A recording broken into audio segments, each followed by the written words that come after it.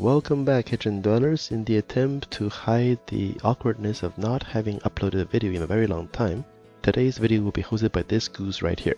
Today's video will be focusing on demonstrating how to finish cooking the barbecue products that was pre-made in the last video. Please rest assured these things are in real time shot in 2 days, not over the half a year time between the video's upload date. So these ingredients are pre-prepared in the combination steam oven. You can check out how that was done in the top right corner link right now.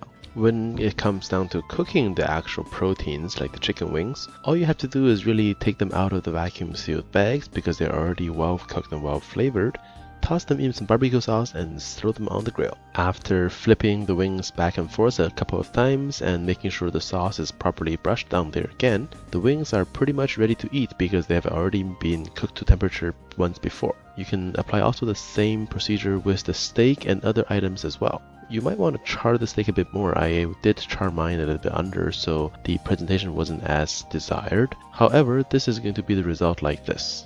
Of course, do not forget about the store-bought pre-sauced ribs and sausages, as well as the pre-packaged vegetable side dishes.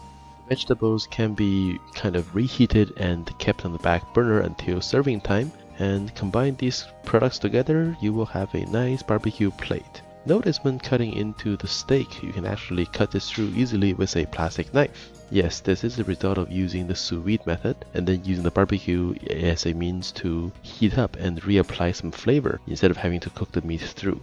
And that brings it to the end of our barbecue video. I know it is not a very long video because really it is very simple to do after preparing everything ahead of time. There will be more technical and skill-based videos coming up in the future, so stay tuned.